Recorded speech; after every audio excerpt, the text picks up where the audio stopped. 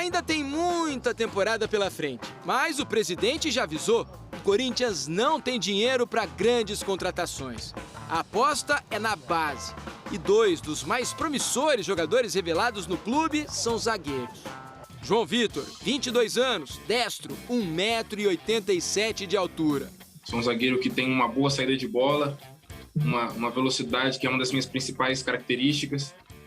E eu sou um cara calmo, entendeu? Eu acho que, independente do jogo que a gente joga, eu sou um cara muito frio, consigo lidar bem com a pressão.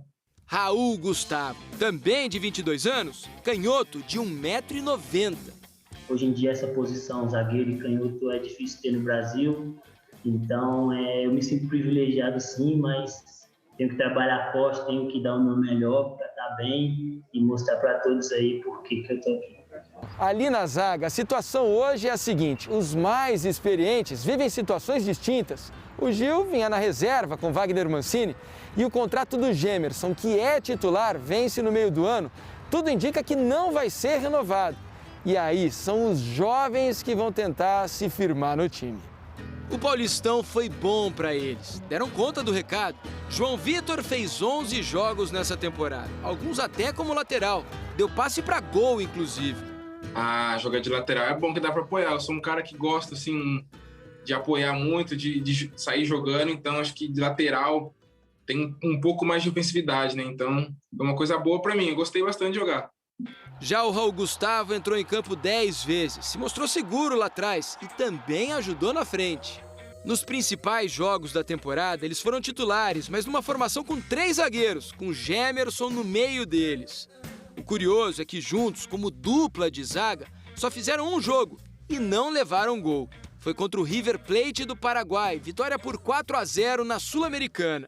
Entrosamento eles têm, inclusive fora de campo. Ele ficou, acho que, uns 20 dias morando comigo. Eu morava sozinho, né? Daí ele não tinha definido a situação dele aqui no Corinthians ainda. Tava procurando apartamento, daí ele ficou lá comigo um tempinho. O Corinthians recebe hoje o Atlético Goianiense pela 3ª fase da Copa do Brasil. E os 2 jovens zagueiros podem pintar no time titular do técnico Silvinho, que, assim como eles, também foi formado na base. Gosto muito da filosofia de trabalho dele, é um cara que preza muito, primeiro o setor defensivo, para depois pensar em atacar.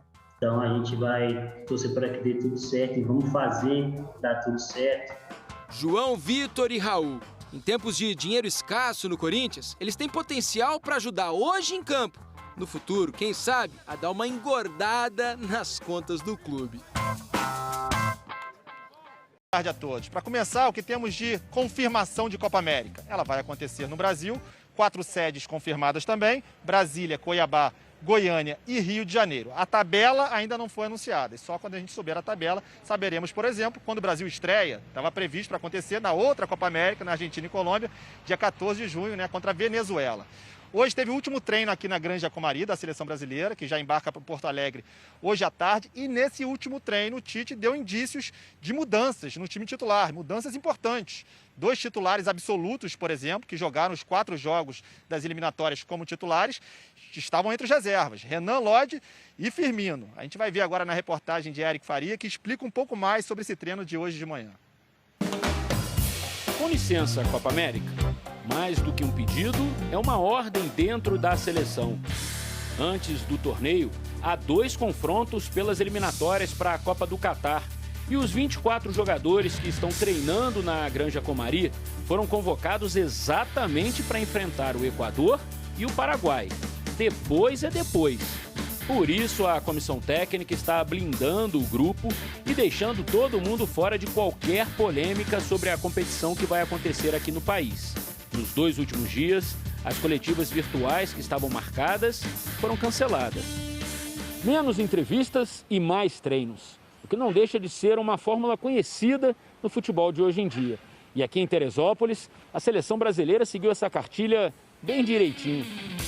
A Granja Comari fechada faz parte dos protocolos por causa da pandemia.